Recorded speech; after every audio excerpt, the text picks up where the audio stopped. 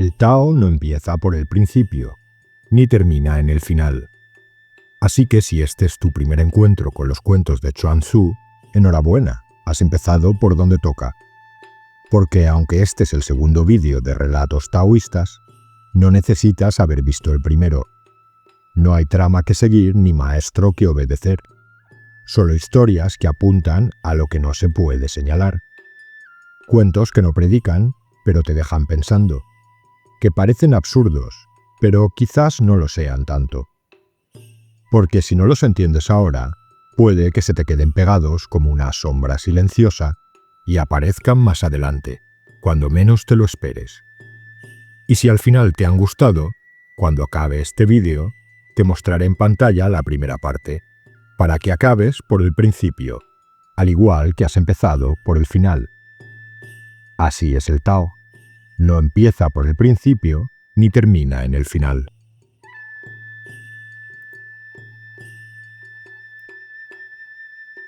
La huida de la sombra. Había una vez un hombre que no soportaba ver su propia sombra. Tampoco le gustaba el sonido de sus pasos. Le molestaban tanto que decidió deshacerse de ellos. Pensó que la mejor manera de hacerlo era huir. Así que se levantó y empezó a correr. Pero claro, cada vez que daba un paso, sonaba otro paso. Y su sombra seguía ahí, pegada a él, sin perderle el ritmo. Frustrado, pensó que tal vez no corría lo suficientemente rápido. Así que apretó el paso. Corrió más y más. No paró. Siguió corriendo hasta que, agotado, cayó muerto. Nunca se dio cuenta de algo tan simple. Si se hubiera sentado un momento bajo la sombra de un árbol, su sombra habría desaparecido sola. Y si se hubiera quedado quieto, no habría huido ni un solo paso más.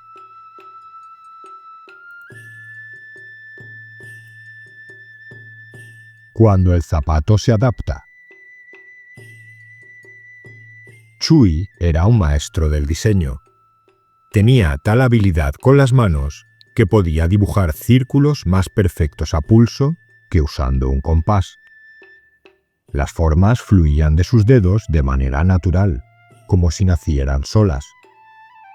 El secreto: mientras trabajaba, su mente no se preocupaba por lo que estaba haciendo. No forzaba nada, no pensaba en el resultado. Estaba completamente relajado, presente y sin esfuerzo. Su atención era pura y simple, como el agua que sigue su cauce sin dudar. Es como cuando llevas un zapato que te queda perfecto. Te olvidas de que lo llevas. O como cuando el cinturón no aprieta ni se afloja. Ya no piensas en tu estómago. O cuando el corazón está en paz, ya no necesitas decidir entre lo bueno o lo malo. Simplemente todo encaja. Cuando no hay obsesiones, ni tensiones, ni deseos que tiren de ti hacia un lado o hacia otro, entonces todo lo que haces fluye. Eres tú quien lleva las riendas de tu vida, no al revés. Y en ese punto eres realmente libre. La clave está en tomárselo todo con calma. Empieza bien, sin prisas, y estarás en calma. Sigue en calma y seguirás en el camino correcto. Y cuando entiendes cómo tomarte las cosas con calma de verdad, te olvidas incluso de que hay un camino correcto que seguir. Ya no lo piensas, solo caminas.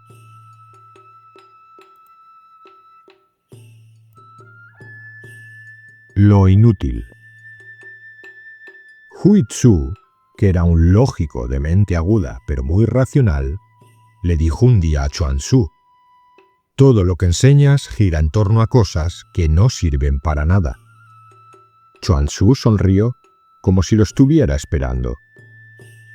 Si no eres capaz de apreciar lo que aparentemente no sirve para nada, entonces ni siquiera puedes empezar a entender lo que sí lo tiene. Todo empieza por lo que no usas. Mira la Tierra, continuó. Es inmensa, vasta, sin límites. Pero tú, ahora mismo, ¿cuánto estás usando? solo unos pocos centímetros, el trozo sobre el que están apoyados tus pies. Ahora imagina esto. De repente, toda la parte de la Tierra que no estás usando desaparece. Se abre un vacío inmenso a tu alrededor. Solo quedan esos dos pequeños puntos donde tus pies tocan el suelo. ¿Cuánto tiempo crees que podrás mantenerte en pie así? Huizu reflexionó un instante y dijo: no serviría de nada, no podría hacer nada. Y Chuanzhu concluyó: exacto, eso demuestra lo esencial que es lo inútil.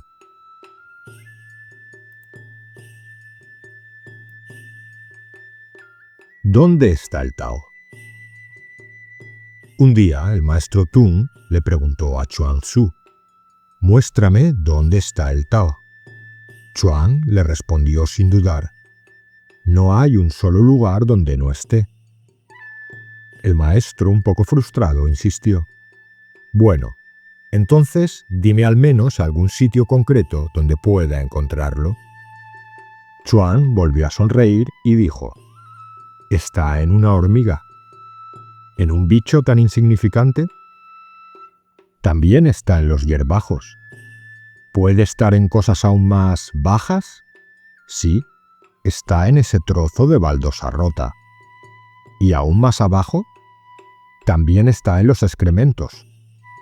El maestro Tung se quedó callado, sin palabras. Pero Chuanzhu no había terminado. Tus preguntas, en el fondo, están equivocadas. Buscas el Tao como quien examina a un cerdo tocándole las costillas más delgadas para ver si tiene buen peso. Pero el Tao no está más en lo alto que en lo bajo. No se trata de subir o bajar, ni de jerarquías. El Tao está en todo, sin excepción. Está completo en cada cosa, universal, total. Puedes hablar de distintos aspectos, sí, pero la realidad es una sola, no hay separación. Ven conmigo, si te atreves, al palacio de ninguna parte, donde todo se funde en uno. Allí podemos hablar de lo que no tiene principio ni fin. Ven conmigo a la tierra del no hacer, donde todo fluye sin esfuerzo. ¿Y qué podríamos decir allí del Tao? ¿Qué es quietud? ¿Qué es pureza? ¿Qué es indiferencia, armonía o serenidad? Palabras, solo palabras. Porque cuando estás verdaderamente en el Tao, ya no te importa cómo se llama. Las distinciones desaparecen. No tienes necesidad de elegir, ni siquiera sabes qué deberías querer. Si el Tao no tiene forma, ¿cómo ibas a darte cuenta de que estás en él? Si viene y va, ¿cómo saber de dónde viene o a dónde va? Se mueve, se desplaza y tú no puedes seguirle el rastro. Tu mente entonces se rinde, queda suspendida en el gran vacío. Y es ahí, justo ahí, donde empieza el verdadero conocimiento. Lo que da sentido a las cosas no es una cosa. En cuanto hablas de límites, ya estás atrapado en lo limitado. El límite de lo ilimitado podrías llamarlo plenitud. Y la ausencia de límites dentro de lo limitado podrías llamarla vacío. El Tao es el origen de ambos, pero no es ni lo uno ni lo otro. No es plenitud ni vacío. No es nacimiento ni muerte, aunque los cause a ambos. No es ser ni no ser. No es unión ni destrucción. El Tao está detrás de todo eso, pero no es ninguna de esas cosas.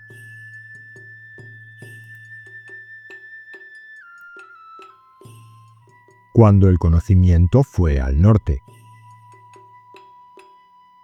El conocimiento emprendió un viaje. Iba en busca del Tao. Caminó hacia el norte, hasta los confines del mar oscuro, y subió a la cima de la montaña invisible. Allí se encontró con un ser llamado No Hacer, también conocido como Sin Palabras. Era un sabio o algo así. El conocimiento se le acercó y le hizo 3 preguntas, con toda la seriedad del mundo. Señor, ¿bajo qué sistema de pensamiento o con qué técnica de meditación puedo llegar al Tao? ¿Mediante qué renuncia o retiro interior podré descansar en él? ¿Dónde empiezo? ¿Qué camino debo seguir? No hacer no dijo nada, ni una palabra. Y no es que estuviera meditando una respuesta, es que simplemente no sabía qué responder. Así que el conocimiento se fue al sur, al mar brillante, y subió la montaña luminosa, conocida como Fin de la Duda. Allí encontró a otro personaje. Actúa según tus impulsos, también conocido como el profeta inspirado.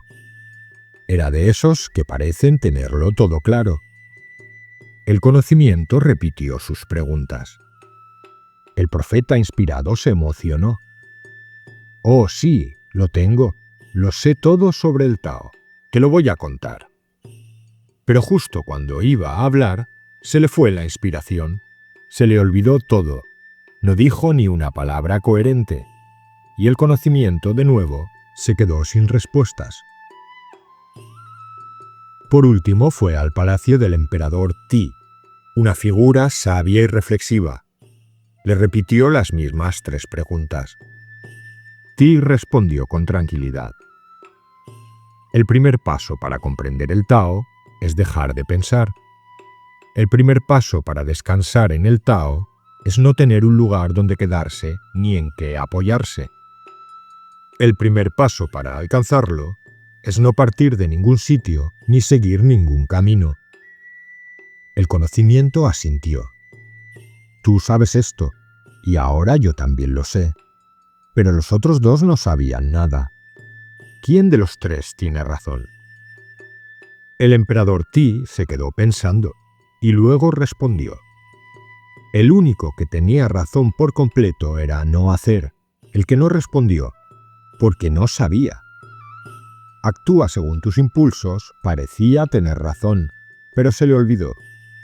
Y tú y yo, como creemos tener respuestas, estamos más lejos todavía. Porque el que realmente sabe no necesita hablar, y el que habla mucho es porque no sabe. El verdadero sabio enseña sin palabras. Esta historia, dicen, llegó a oídos del profeta inspirado, y estuvo de acuerdo con lo que dijo Ti. ¿Y no hacer? No hacer no se enteró de nada, ni dijo nada.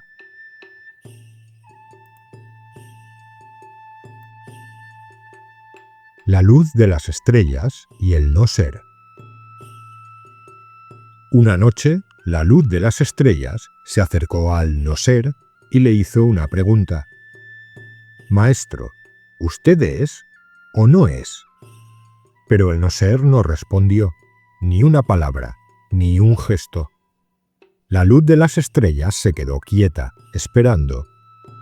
Quería verlo. Quizás si miraba fijamente al vacío, algo aparecería. Estuvo todo el día observando. No vio nada. Escuchó con atención. No oyó nada. Tanteó en la oscuridad. No tocó nada. Y entonces, de pronto, comprendió algo. Exclamó: «Esto es. Esto que no se ve, ni se oye, ni se toca, es. Es lo más lejano, lo más sutil. ¿Quién podría alcanzarlo? Puedo entender que algo no sea, pero ¿cómo entender que ni siquiera haya nada? Si el no ser es, de algún modo, ¿quién puede realmente comprenderlo?»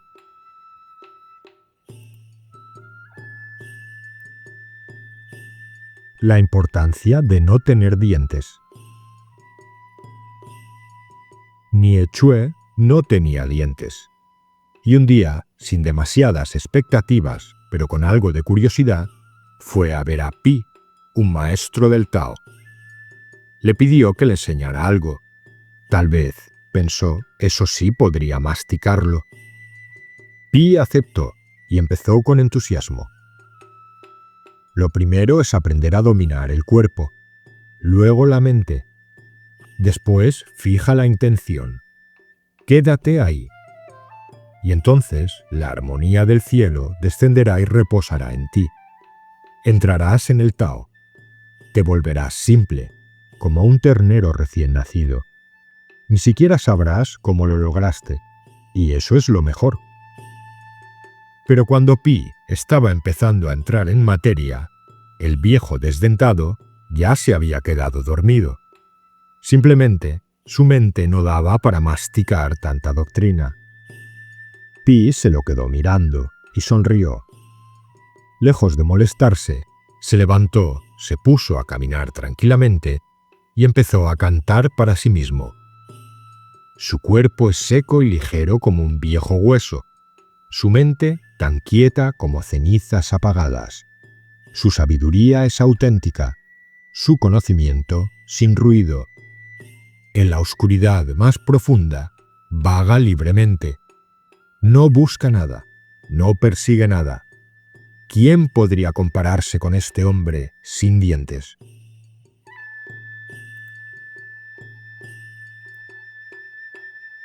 El gallo de pelea. Chi Xin-su era un entrenador experto en gallos de pelea. Trabajaba para el rey Xuan y estaba preparando un gallo espectacular, fuerte y hermoso. El rey, impaciente, le preguntaba cada poco: ¿Ya está listo para pelear? Chi Xin-su respondía: Todavía no. Está demasiado encendido. Quiere pelear con cualquiera. Se nota que se cree invencible. Es pura arrogancia. Pasaron 10 días. El rey volvió a preguntar: ¿Y ahora? Aún no. Basta que escuche el canto de otro gallo para exaltarse. Reacciona con demasiada facilidad. Pasaron 10 días más. ¿Ya? Tampoco. Aunque ha mejorado, todavía se le nota la rabia en la mirada. Se le erizan las plumas. Aún responde desde luego. Y después de otros 10 días, por fin el entrenador dijo: Ahora sí, ya casi está. Escucha a otro gallo cantar y ni se inmuta. No se altera. Está sereno, como si fuera de madera. Es un verdadero guerrero. Ya no necesita demostrar nada. Cuando los demás gallos lo vean, no querrán enfrentarse a él. Bastará una mirada para que se den la vuelta y huyan.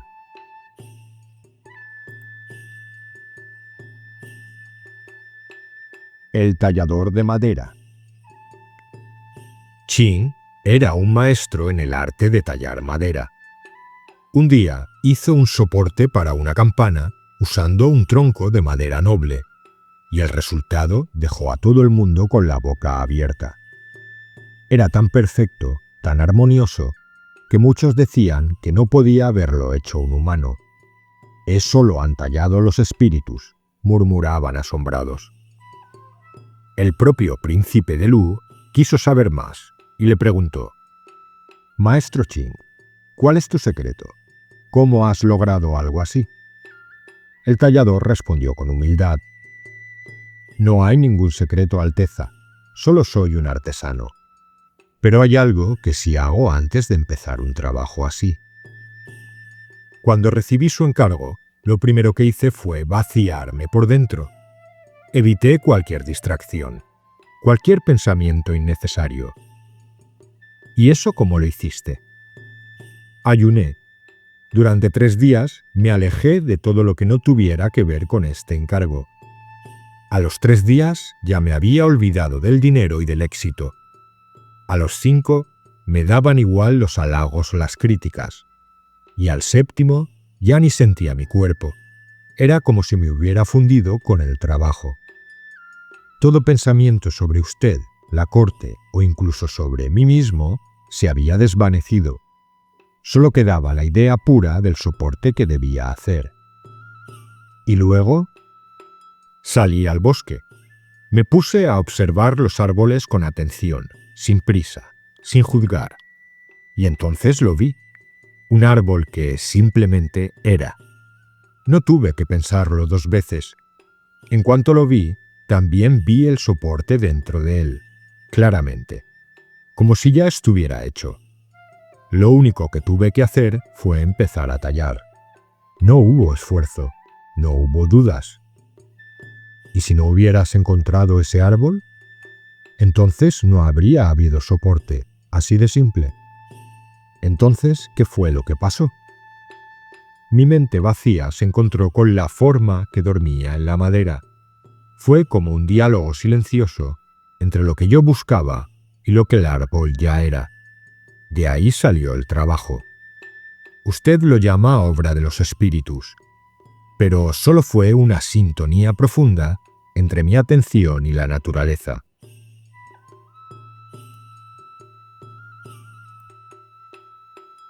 El funeral de Chuang Tzu. Cuando Chuang Tzu se estaba muriendo, sus discípulos empezaron a preparar un gran funeral. Querían rendirle todos los honores posibles. Pero él, con su humor de siempre, los interrumpió.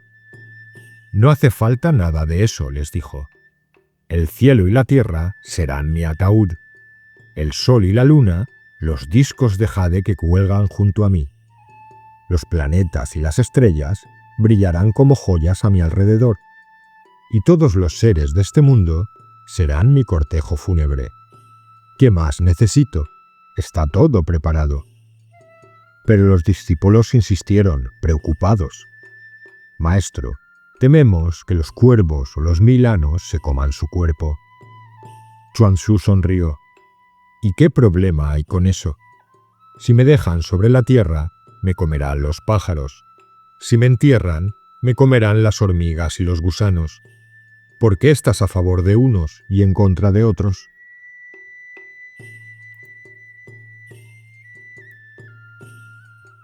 El cerdo del sacrificio. Un día, el gran augur, el encargado de los rituales y de leer los presagios en los sacrificios, apareció en la pocilga con su túnica larga y oscura. Se acercó a los cerdos y les habló como si pudiera razonar con ellos. «Escuchad, no os quejéis por lo que está por venir. No pongáis pegas. Os prometo que durante 3 meses os daré la mejor comida. Yo mismo me prepararé con disciplina. 10 días de recogimiento, 3 de ayuno. Luego, todo estará listo para el ritual. Extenderé esteras de hierba. Colocaré vuestros lomos y paletillas en bandejas decoradas y os ofreceré con solemnidad. Será algo grande. ¿Qué más podríais pedir?» Pero al quedarse en silencio, el gran augur se puso a pensar desde el punto de vista de los cerdos. Reflexionó. Claro, supongo que ellos preferirían seguir comiendo su comida de siempre, dormir tranquilos en el barro y que nadie les molestara. Pero enseguida volvió a su propia visión del mundo y se dijo: «No, lo que yo propongo es mucho más noble.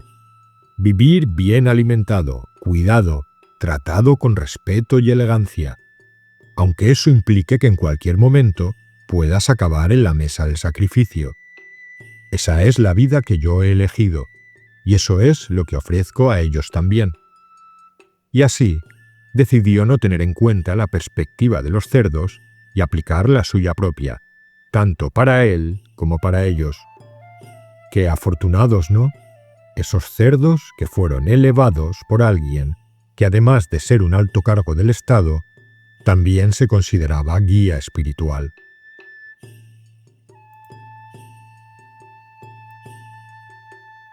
La buena suerte. El maestro Qi tenía 8 hijos.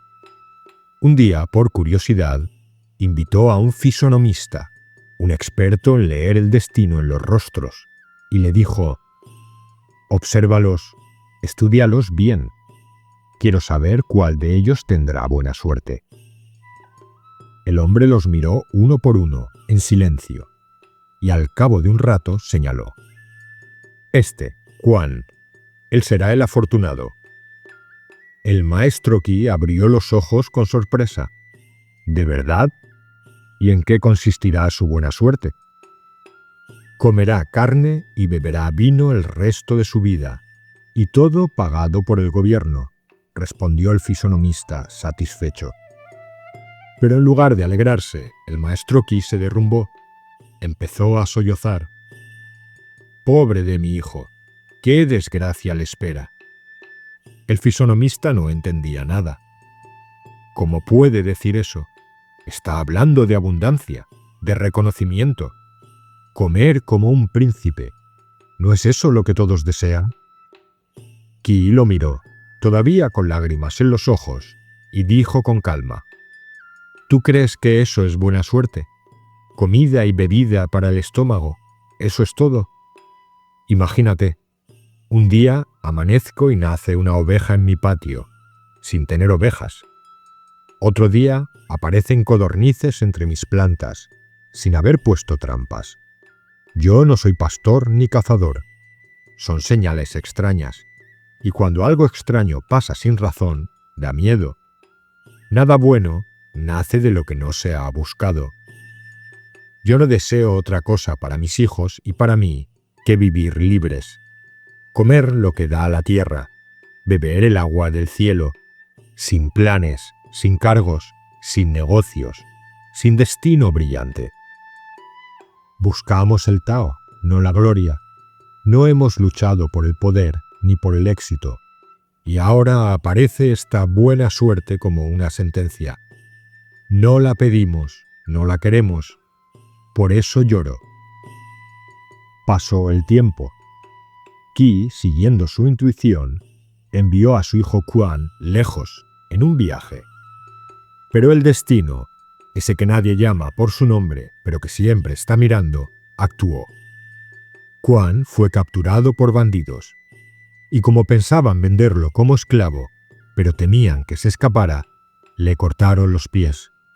Así dijeron: valdría más, no podría huir. Y lo vendieron al gobierno de Qi. ¿Y qué trabajo le dieron? Controlar una puerta de peaje, sentado, sin moverse. Cada día le daban carne y vino, el resto de su vida. Todo a cargo del gobierno. Así fue como Quan, finalmente, resultó ser el afortunado.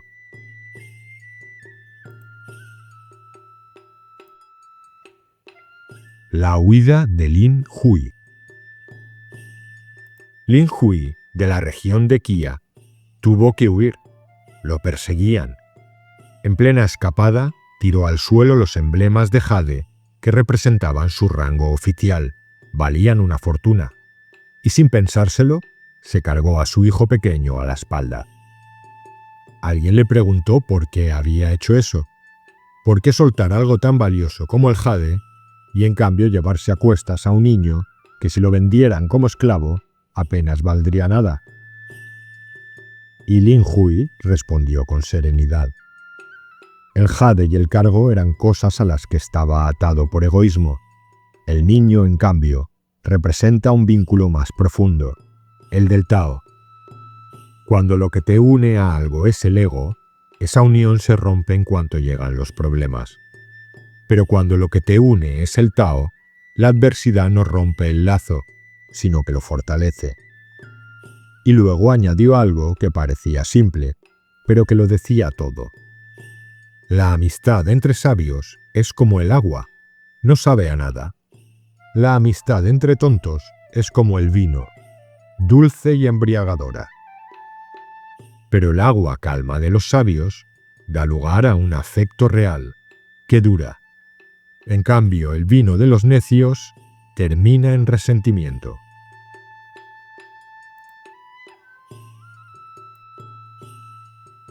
La montaña de los monos. El príncipe de Wu decidió visitar la montaña de los monos. Subió a su bote con toda su comitiva y se adentró en la espesura. Nada más verlo llegar, los monos del bosque salieron corriendo. Chillaban y trepaban a las copas de los árboles, aterrados. Todos menos uno. Uno solo se quedó tranquilo, sin mostrar miedo. Se balanceaba entre las ramas con elegancia. como si el príncipe no significara ninguna amenaza. Se movía con seguridad, como queriendo demostrar su habilidad. Era impresionante. El príncipe, curioso y divertido, le disparó una flecha. El mono, increíblemente ágil, atrapó la flecha al vuelo. Sorprendido, el príncipe cambió el tono. «Disparad todos».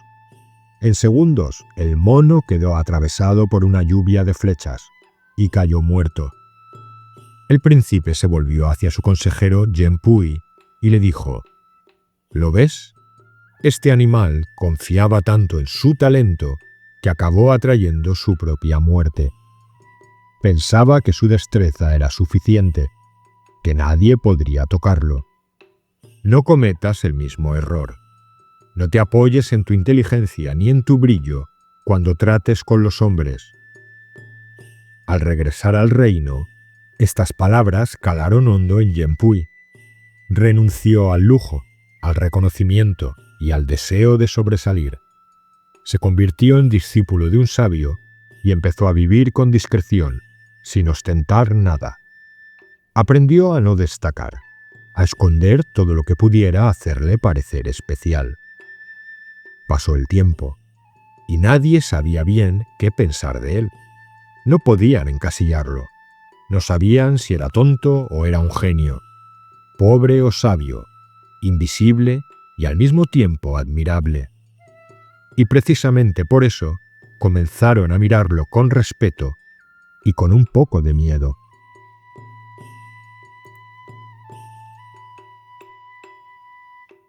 Ken San-chu.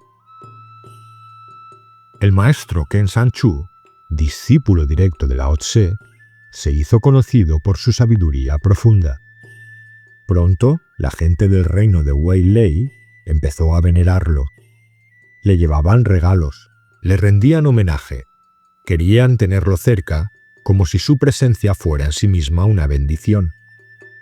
Pero él no quería saber nada de eso. Rechazaba los obsequios, evitaba las visitas y se escondía. No les permitía ni siquiera verle. Sus propios discípulos se sintieron incómodos y discutieron con él. Maestro, desde los tiempos antiguos, los sabios como Yao y Sun aceptaban el respeto del pueblo, mostraban su virtud y con eso influían positivamente en la sociedad. ¿Por qué cerrarte así? Ken San-chu los llamó y les dijo: «Venid, hijos míos, escuchad con atención. Imaginad una bestia tan grande que pudiera tragarse un carro. Si esa criatura sale de su escondite en la montaña y se deja ver, no pasará mucho antes de que un cazador la atrape. O pensad en un pez tan enorme que pudiera engullir un bote. Si comete el error de quedarse varado en la arena cuando baja la marea, incluso las hormigas podrían acabar con él. Las aves sabias vuelan alto. Los animales salvajes se esconden en lo profundo del bosque. Los peces y las tortugas bajan al fondo del agua. ¿Y sabéis por qué? Porque mantenerse oculto es una forma de cuidar la propia vida. El hombre que se respeta a sí mismo también se protege, no se expone, se mantiene lo más invisible que puede. ¿Y sobre Yao y Sun? ¿Por qué tanta admiración? Qué bien trajo su famosa moralidad. Hicieron agujeros en la pared para dejar que crecieran zarzas. Contaban cada pelo de la cabeza antes de peinarlo. Pensaban cada grano de arroz antes de cocinarlo. Demasiadas reglas, demasiado control, y todo para nada. Cuando se empieza a alabar la virtud y premiar la inteligencia, el resultado no es un mundo mejor, sino un mundo lleno de envidia y competencia. Si honras demasiado al virtuoso, los demás se frustran. Si premias al listo, los demás quieren engañar. No haces a los hombres honestos diciéndoles que lo sean. No haces a los hombres buenos elogiando la bondad. Desde la época de esos piadosos reyes, Lo único que ha crecido es la codicia. Ahora, un hijo puede matar a su padre por una herencia. Un ministro puede traicionar a su soberano por ambición. Se roba a plena luz del día y se asaltan casas por la noche. ¿Y todo esto por qué? Porque ellos plantaron esa semilla. La semilla de la comparación, del mérito, de la virtud como medalla. Esa semilla ya ha hecho raíces y crecerá. Y dentro de 1000 años, si nadie la arranca, los hombres acabarán devorándose vivos unos a otros.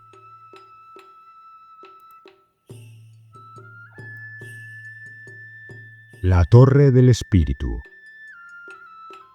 Dentro de cada uno de nosotros hay una torre. No se ve, no se toca, pero está ahí. Es la torre del espíritu. Y mientras permanezca protegida, nada externo puede dañarte de verdad. ¿Pero quién la protege? Un guardián invisible. Actúa sin pensarlo, sin saber siquiera que está actuando. Y esa es precisamente su fuerza, su ausencia de intención. Porque en el momento en que intentas controlar o mostrar lo que haces, todo se estropea. Cuando hay cálculo, cuando hay deseo de ser visto, de parecer sincero o virtuoso, eso ya no es el Tao, es solo teatro. En cuanto uno empieza a exhibirse, aunque sea con buenas intenciones, deja abierta la puerta. El mundo entra, te invade y te atrapa. Ya no estás protegido por la simplicidad sincera del Tao. Cada acto desde ahí se convierte en un error. Cada intento de lucirse en una pérdida. Y si encima lo haces a la vista de todos, buscando reconocimiento, la vida misma, llámale destino, energía o espíritus, te pasará la factura.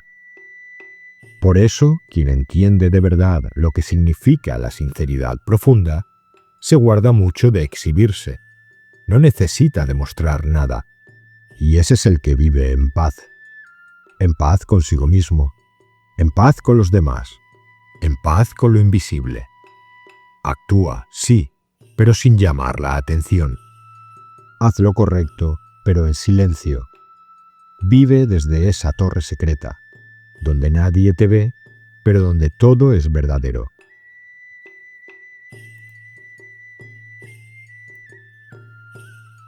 Disculpas. Si un hombre pisa a un desconocido en medio del mercado, se detiene de inmediato y se disculpa con educación. Perdón, disculpe, ¿está tan lleno este sitio? Si un hermano mayor pisa al menor, basta con un rápido «lo siento, hermano», y no se le da más vueltas. Pero si un padre pisa sin querer a su hijo, no se dice nada, ni una palabra. ¿Por qué?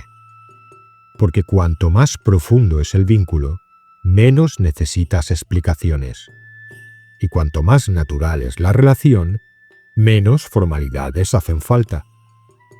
La educación más elevada no necesita protocolo.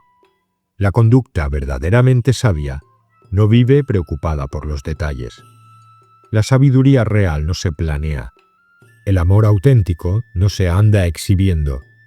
La sinceridad verdadera no promete nada, pero está ahí, sólida.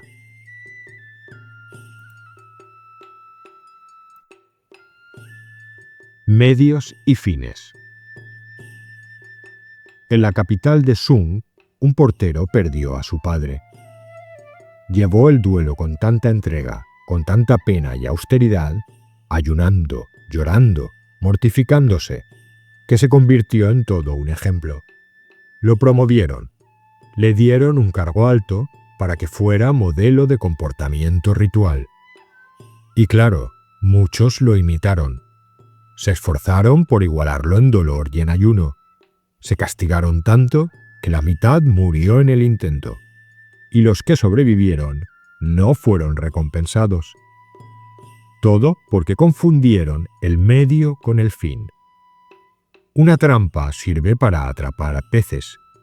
Cuando ya tienes los peces, ¿qué haces con la trampa? La olvidas. Un cepo sirve para atrapar conejos. Una vez cazado el conejo, ¿quién necesita el cepo? Las palabras sirven para transmitir ideas, pero cuando la idea ya ha sido comprendida, las palabras sobran, se desvanecen como la cuerda de la trampa. ¿Dónde podría encontrar yo a alguien que ya haya olvidado las palabras? Con él me encantaría conversar.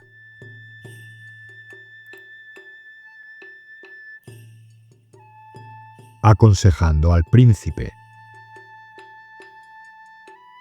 El ermitaño Su Wei fue a visitar al príncipe Wu. Este se mostró entusiasmado. Por fin, hacía tiempo que quería hablar contigo. Dime, ¿estoy en lo cierto? Mi propósito es amar a mi pueblo y con justicia acabar con la guerra. ¿Eso no es suficiente? El ermitaño lo miró con calma y respondió sin rodeos. Ni de lejos. Tu supuesto amor por el pueblo puede ser lo que te destruya. Tu idea de justicia es justo lo que alimenta una guerra tras otra. Tus nobles intenciones, si las llevas a cabo, acabarán en desastre. ¿Quieres lograr algo grande? Entonces ya estás perdido, porque eso no es compasión ni justicia, es ambición disfrazada. Tus acciones, aunque empiecen bien, irán encadenándose unas a otras, y en algún punto del camino, tus verdaderas intenciones, esas que ni tú mismo reconoces, saldrán a la luz. Todo lo que digas sobre justicia y paz sonará vacío, porque no estás buscando justicia, estás buscando poder. ¿Quieres pruebas? Mira a tu alrededor. Soldados en las puertas, guardias en el templo, vigilancia en todos los rincones del palacio. Dices que amas la paz, pero estás en guerra contigo mismo. No confías en la justicia, confías en la fuerza. Y aunque logres vencer a un enemigo y te anexes su tierra, estarás más inquieto que antes. Tu mente no te dejará descansar. Seguirás obsesionado con mejorar tu ejercicio de la justicia. No pararás nunca. Mi consejo: olvídate de ser un gobernante ejemplar. Abandona la idea de salvar a nadie. Escucha lo que hay dentro de ti, no lo que tu ego quiere demostrar. Deja de humillarte con tu afán de perfección y deja de imponerle eso a los demás. Si lo haces, tu pueblo al fin podrá respirar en paz, y entonces la guerra se acabará sola.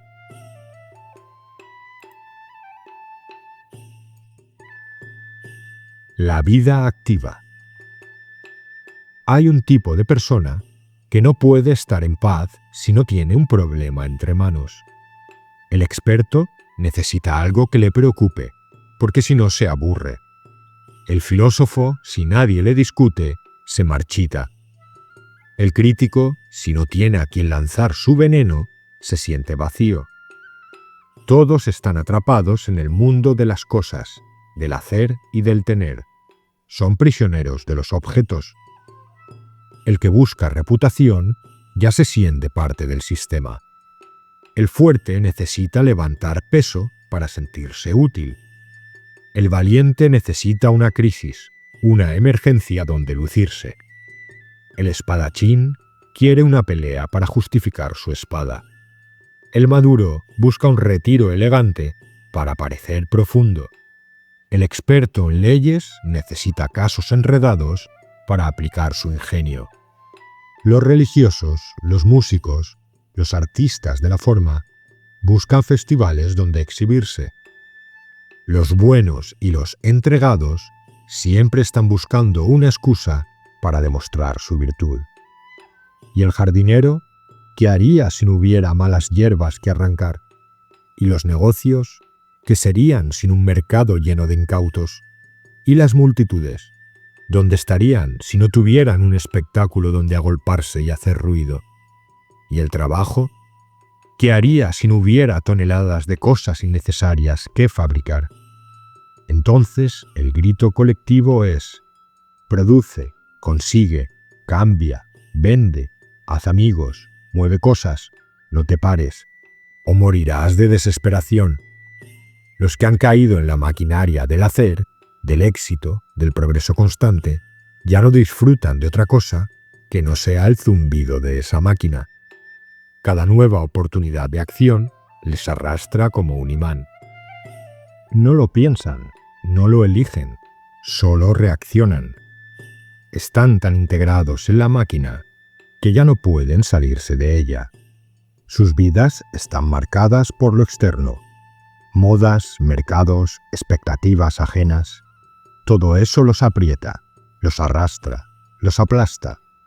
Y lo más trágico es que tal vez nunca, en toda su vida, lleguen a recuperar la lucidez. La famosa vida activa. ¡Qué pena! Si quieres apoyar el canal y participar eligiendo los próximos temas, puedes hacerte miembro por el precio de un café al mes. Cada comentario y cada vez que compartes el vídeo estás ayudando al canal. Gracias por formar parte de esta comunidad.